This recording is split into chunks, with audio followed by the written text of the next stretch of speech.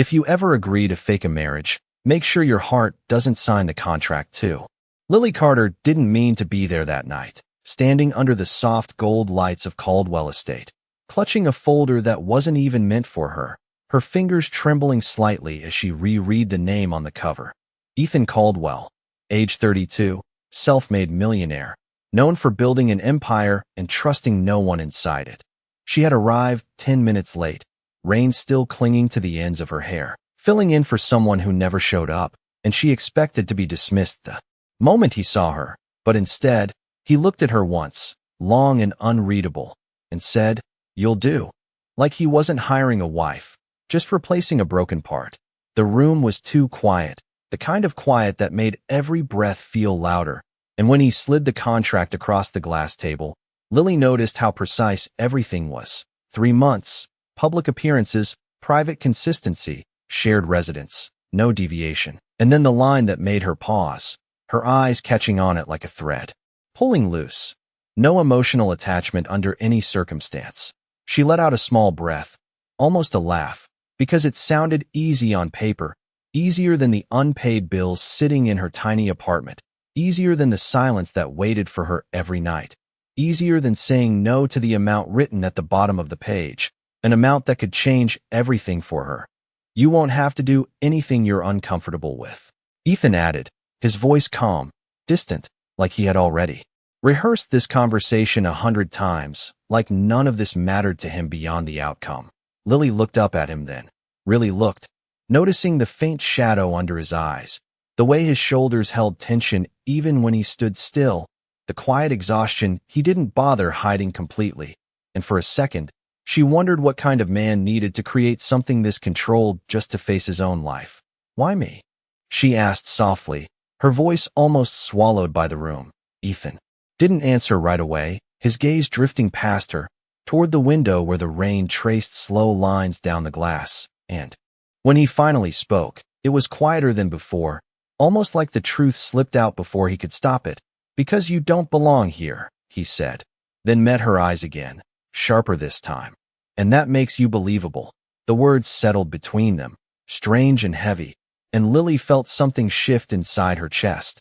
Not quite fear, not quite curiosity, but something in between, something that made her fingers tighten slightly around the pen he had placed in front of her. "My grandfather is sick," Ethan continued, his tone returning to controlled, measured.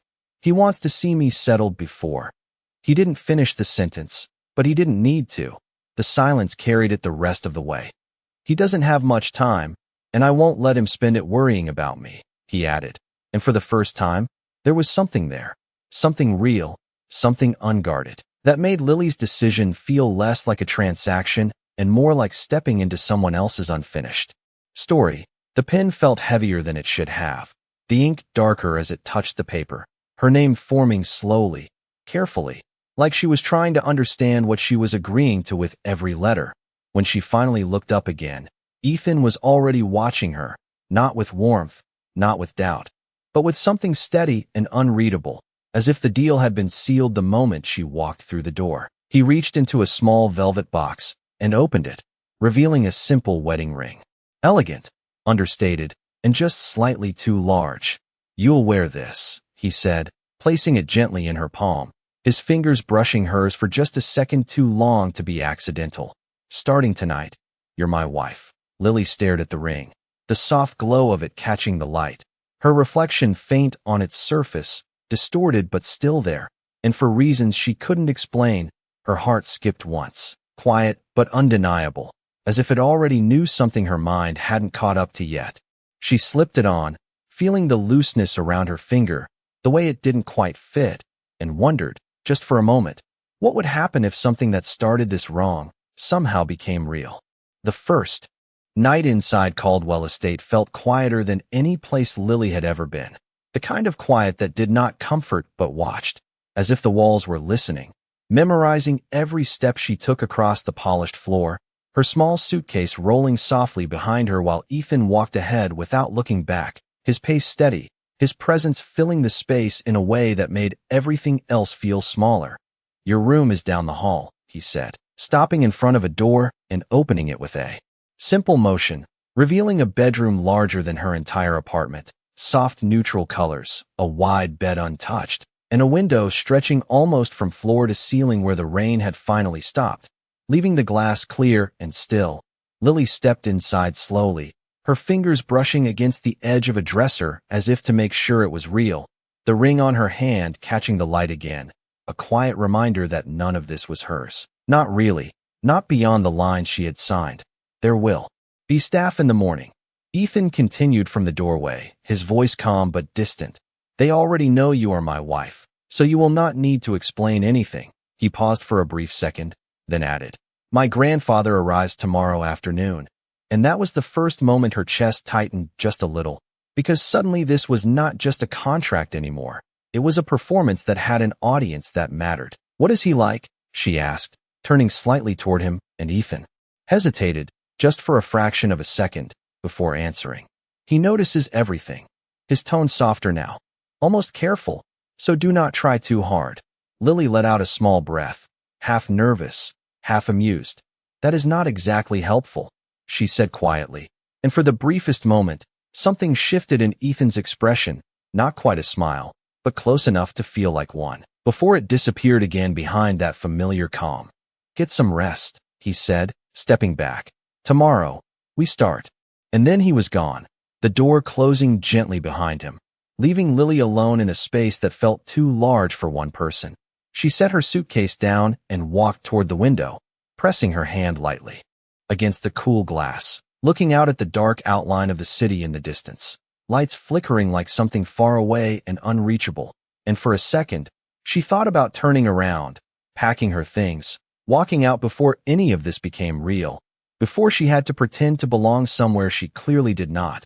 But then she looked down at her hand, at the ring that did not quite fit, and something inside her stilled, because leaving would mean going back to the life she had been, trying to outrun the silence, the struggle, the feeling of being invisible. A soft knock broke the quiet, and before she could respond, the door opened slightly, and Ethan stepped in again, his presence filling the room in a way that made everything feel smaller, more focused. One more thing, he said, his voice lower now, more serious than before. No matter what happens tomorrow, no matter what he asks, you do not tell him the truth. His eyes held hers, steady, almost searching. Not even. If it feels easier. Lily swallowed lightly, something about the way he said it making the rule feel heavier than the rest.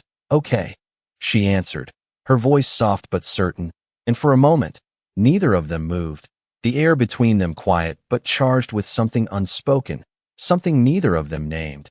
Ethan nodded once, then turned to leave again, but paused at the door, his hand resting briefly on the frame, as if he almost said something else, before deciding against it. And when he finally walked away, Lily was left standing there, alone with the echo of his words and the strange feeling that this was no longer just about convincing a sick man.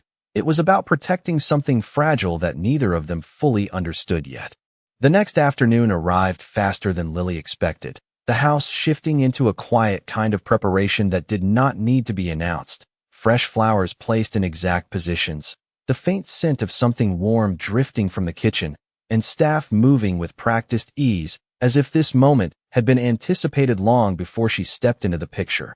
Lily stood in front of the mirror, adjusting the soft cream dress laid out for her fingers hesitating for a second over the ring before she gently turned it so it sat straighter, even if it still felt slightly loose, like a promise not fully meant for her. When she stepped into the hallway, Ethan was already there, dressed in a dark suit that made him look even more composed than usual.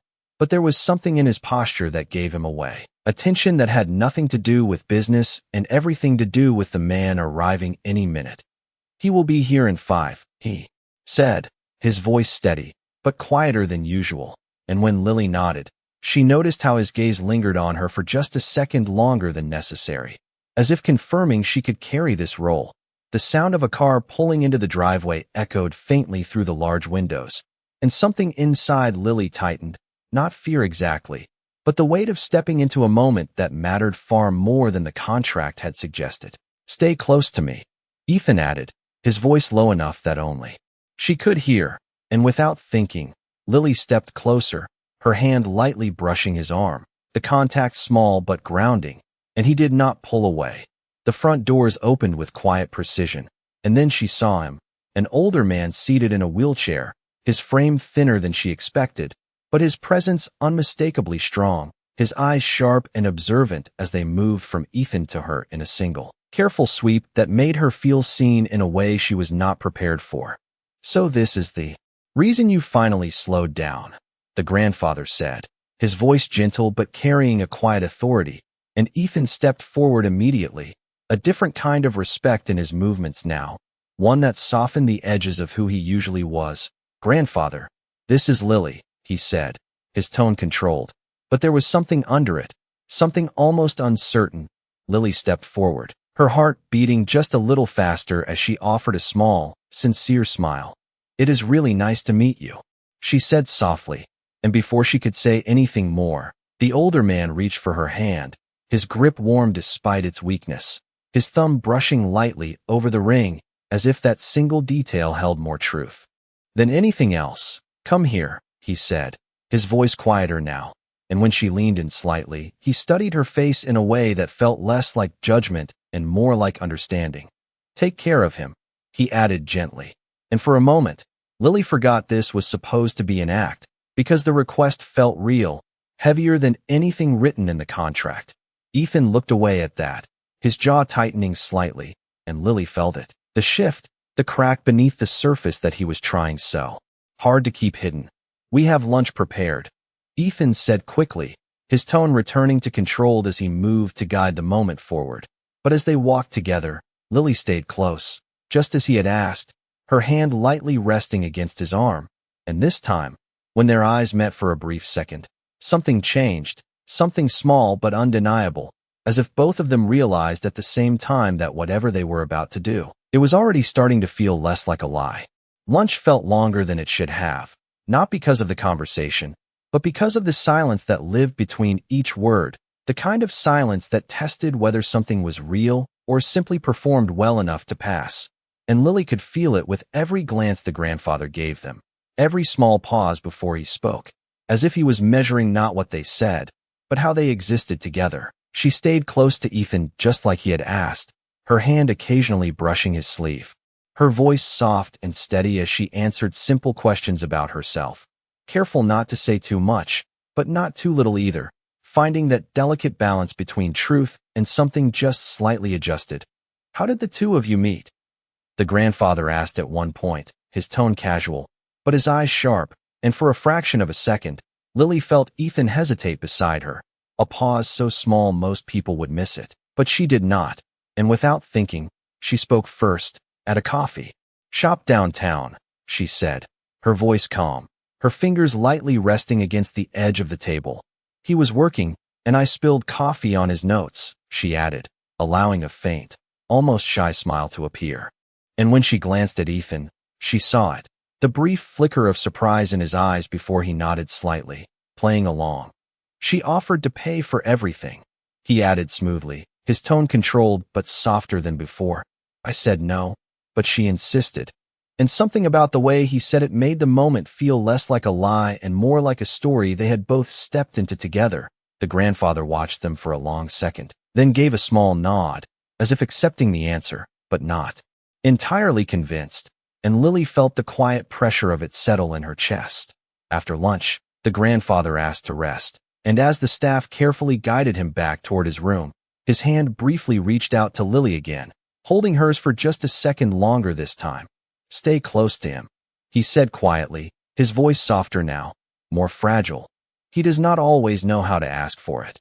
And before she could respond, he was already being wheeled away, leaving those words behind like something unfinished. The house grew quieter after that, the kind of quiet that made every movement feel more noticeable, and Lily found herself standing in the hallway outside the grandfather's room, unsure whether to follow or step back, when she noticed Ethan at the far end, leaning slightly against the wall, his gaze fixed on the closed door, his expression unreadable but heavy with something he was not saying. She walked toward him slowly, her steps soft against the floor, and when she stopped a few feet away, she spoke gently. "You did not go in." And he let out a quiet breath, almost a laugh, but without humor. I do not need to, he replied, his voice low, distant.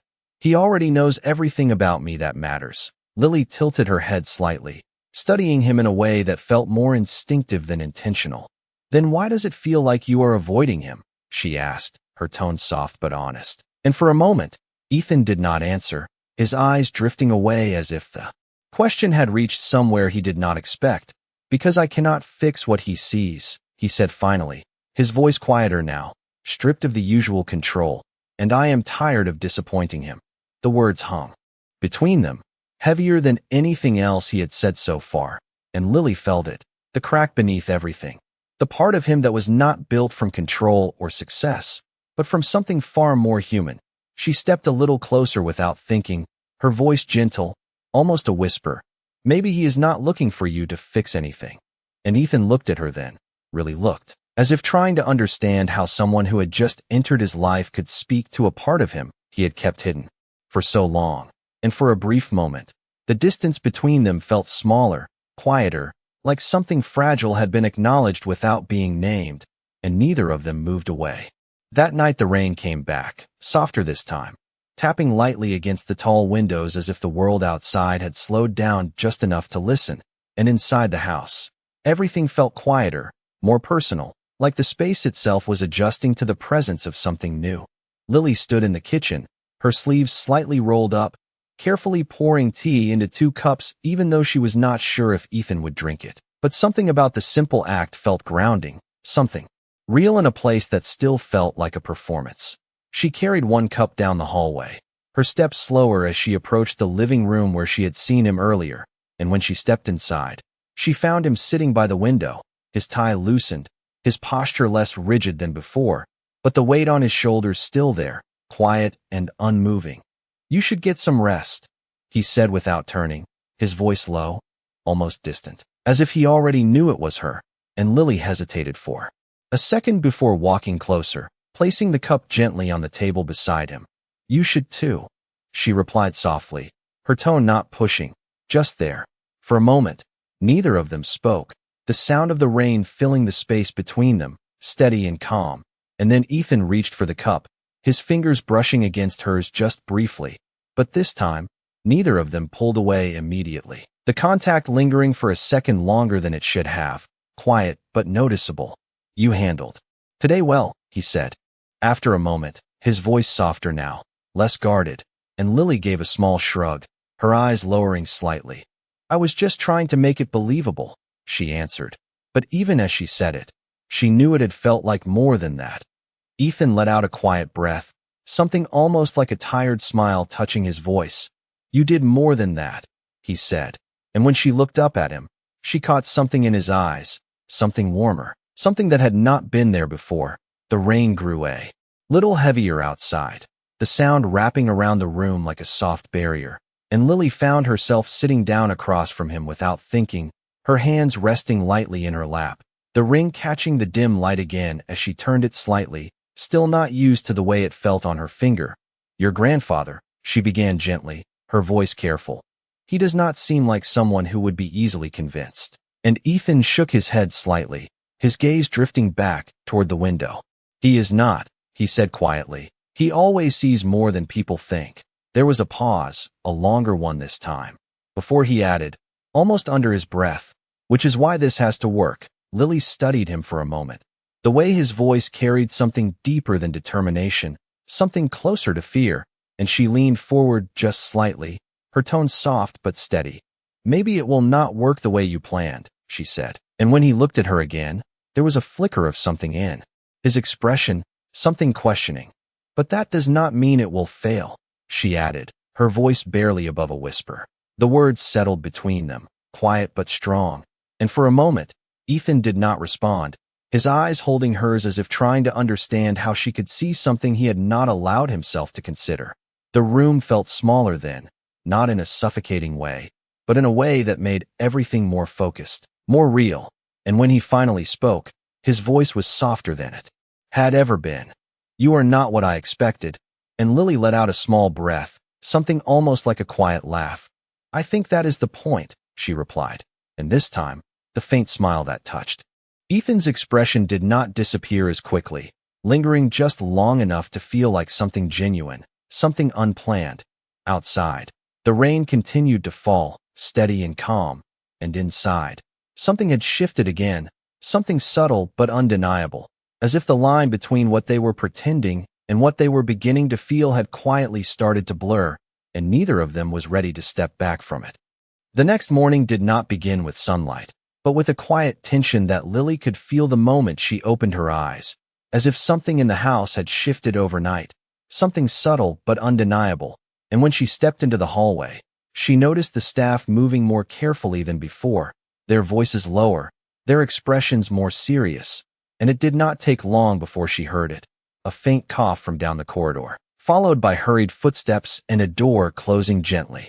But quickly, Lily followed the sound without thinking, her heart beating a little faster, and when she reached the grandfather's room, she paused just outside, unsure if she should enter, but the door was slightly open, and through the narrow gap, she saw him sitting in his chair by the window, a blanket over his lap, his breathing slower than yesterday, but steady, and beside him stood Ethan, his posture stiff, his hands at his sides like he did not know where to place them. "You should be resting," Ethan said, his voice controlled but quieter than usual, and the older man gave a faint smile, one that carried both warmth and something deeper.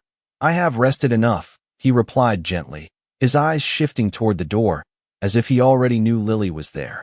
"Come in," he called softly, and Lily hesitated for only a second before stepping inside, her steps careful, respectful, as if she was entering a space that held more than just the present moment. "Sit with me," the grandfather said, gesturing to the chair beside him, and as Lily moved closer, she could feel Ethan's gaze on her, steady and unreadable, but she did not look back at him, not yet. "Tell me something true," the grandfather said after a moment, his voice calm but direct, and the request caught her off guard, her fingers tightening slightly in her lap as she searched for something safe, something real but not revealing. "I like quiet mornings," she said softly, her eyes lowering for a brief second before meeting his again. "They make things feel less heavy." The grandfather watched her carefully, his expression thoughtful, and then he nodded slightly, as if accepting the answer, but not fully letting it go.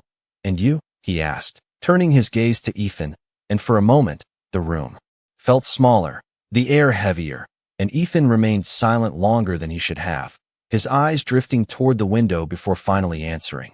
"I do not have time to think about mornings," he said, his tone steady but distant, and the grandfather let out a quiet breath, something almost like a sigh. "That is not true," he said gently. "You choose not to."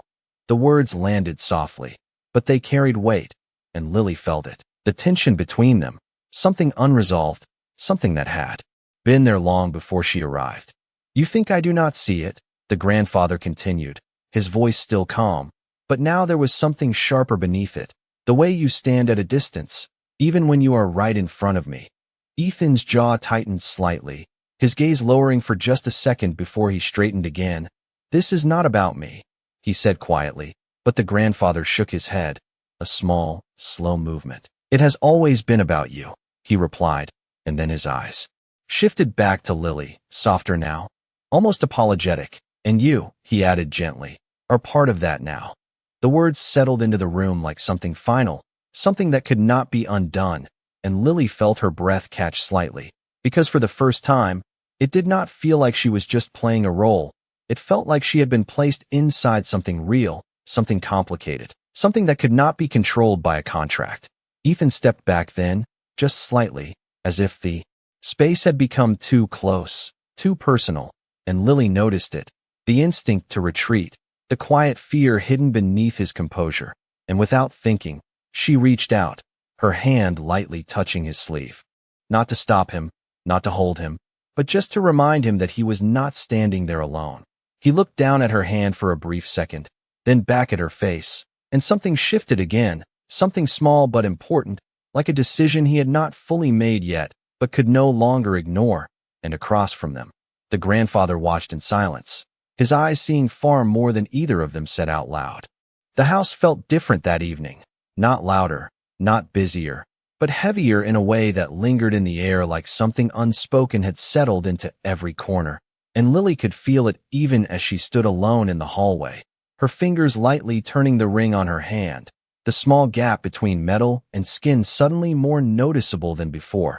The conversation from earlier replayed quietly in her mind. The grandfather's words, the way he had looked at them, not with doubt, but with something closer to understanding. And that was what unsettled her the most, because it made everything feel less like a performance and more like something she could not step out of when this was over. She did not hear Ethan approach at first, only noticing him when his voice broke the silence, softer than usual but steady.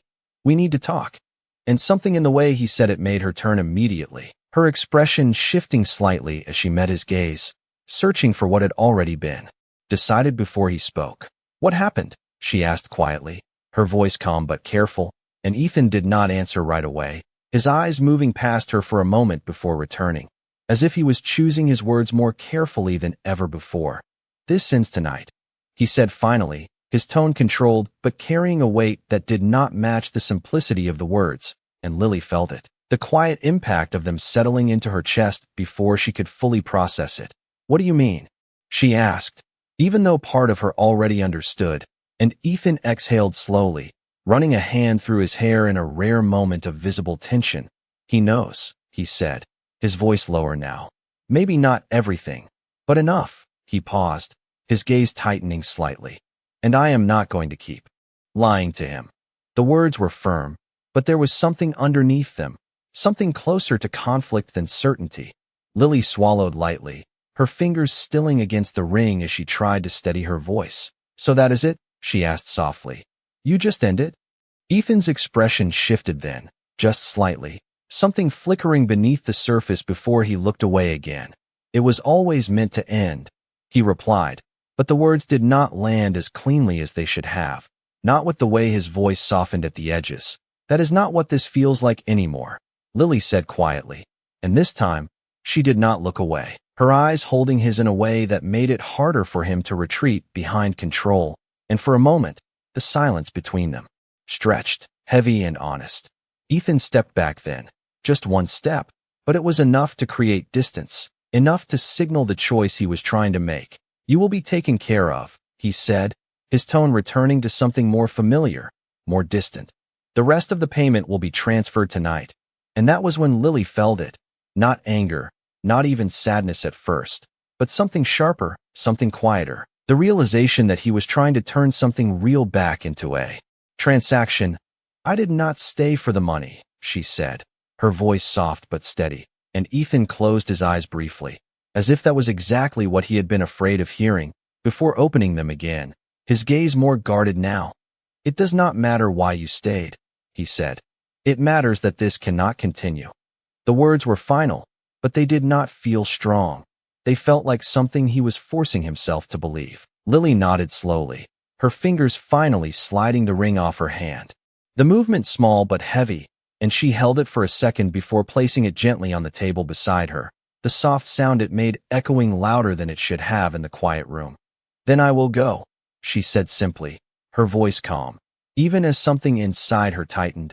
And for a moment, Ethan did not move, did not speak, his eyes fixed on the ring as if it held something he was not ready to let go of. Lily turned then, walking past him without another word, her steps steady even as her chest felt heavier with each one. And when the door closed behind her, the silence that followed felt different, not empty, but hollow in a way that made it clear something important had just been lost, even if neither of them was ready to admit it yet. The house felt impossibly quiet after Lily left, not the calm kind of quiet that brought comfort, but the kind that echoed every absence, every space she had unknowingly filled, and Ethan stood there longer than he should have, his gaze fixed on the ring resting on the table, the small circle of metal now feeling heavier than anything he had signed or built. He did not reach for it at first, as if touching it would mean acknowledging something he had already lost, but eventually his hand moved, slow and uncertain, picking it up and turning it slightly between his fingers, noticing how light it was, how imperfectly it had fit her, and for the first time, he realized that maybe it had never been meant to fit as it was. A soft knock at the door broke through the silence, and before he could respond, it opened gently, revealing his grandfather, still seated in his chair, his presence quieter now, but no less steady. And Ethan straightened slightly, instinctively putting distance between himself and the moment he had just been standing in. She left, the older man said, not as a question, but as a simple truth, and Ethan nodded once, his expression controlled.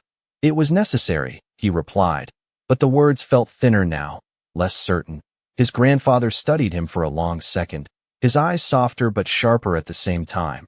Necessary does not always mean right, he said gently. And Ethan exhaled quietly, looking away for a moment as if that simple sentence had reached deeper than anything else. I was not going to keep lying to you, Ethan said, his voice lower now, more honest, and the older man gave a faint smile, one that carried both warmth and something like understanding. You think I did not know? He asked softly, and Ethan's head lifted slightly, his eyes narrowing just a little in confusion. I knew from the moment she walked in. The grandfather continued, his tone calm. Not because she made a mistake, but because you did not. He paused, letting the words settle. You have never looked at anything the way you looked at her. The room fell into silence again, but this time it was different, heavier with realization, and Ethan felt it, the quiet shift of something inside him that he had been trying to ignore. Then why did you not say anything? He asked, his voice quieter now, almost careful, and the older man's smile softened. Because I wanted to see if you would choose something real, even if it started as a lie, he replied, his eyes holding Ethan steadily. And you almost did. Those last words lingered, quiet but undeniable, and Ethan felt something tighten in his chest, not sharp, not sudden, but slow and certain, like a truth finally settling into place. His grandfather reached into the small pocket beside him and pulled out a folded piece of paper, handing it to Ethan with a gentle motion. She left this for you, he said, and Ethan hesitated for only a second before taking it, unfolding it carefully, his eyes scanning the simple handwriting. Each word quiet but clear. I did not know what this was supposed to be at first, but somewhere along the way, it stopped feeling like something temporary. I hope you find what you were really trying to protect, even if it is not me. The note was short, but it held more than anything she had said out loud. And when Ethan lowered it, his grip tightening slightly around the paper, the silence that followed felt different again, no longer empty, but filled with something he could no longer ignore. You still have time, his grandfather said gently, his voice softer now. Not for me, but for yourself. And Ethan looked down at the ring still in his hand, then at the door she had walked through, and for the first time since this began, the path in front of him did not feel controlled or planned. It felt uncertain, but real, and something inside him finally moved, not out of obligation, not out of expectation, but out of something far more honest, something he had spent too long trying to avoid. By the time Ethan stepped outside, the air had turned cool and still, the kind of quiet that made every decision feel louder. And for once, he did not hesitate, his steps moving forward without the usual calculation, guided by something simpler, something he could no longer ignore. Lily had not gone far, her figure just at the edge of the long driveway, her suitcase beside her, as if she had paused between leaving and letting go. And when she heard his footsteps, she turned slowly, her expression calm but guarded, like she had already prepared herself for this moment to end. For a second, neither of them spoke, the distance between them filled with everything that had not been said. And then Ethan closed that distance, not rushed, not forced, just certain, stopping a few feet in front of her as he held out his hand, the ring resting in his palm. I was wrong, he said, his voice quieter than it had ever been, but steady in a way that mattered more than control. This was never just a contract. Lily's eyes moved from his face to the ring, then back again, something soft shifting behind her guarded expression, but she did not step forward yet. Then what is it? She asked gently, her voice careful, as if the answer could change everything. Ethan exhaled slowly, the truth no longer something he tried to manage, but something he allowed. It is the first thing in my life that feels real, he said, and this time, there was no distance in his gaze, no hesitation left, and I do not want to lose it because I was afraid to choose it. The words settled between them.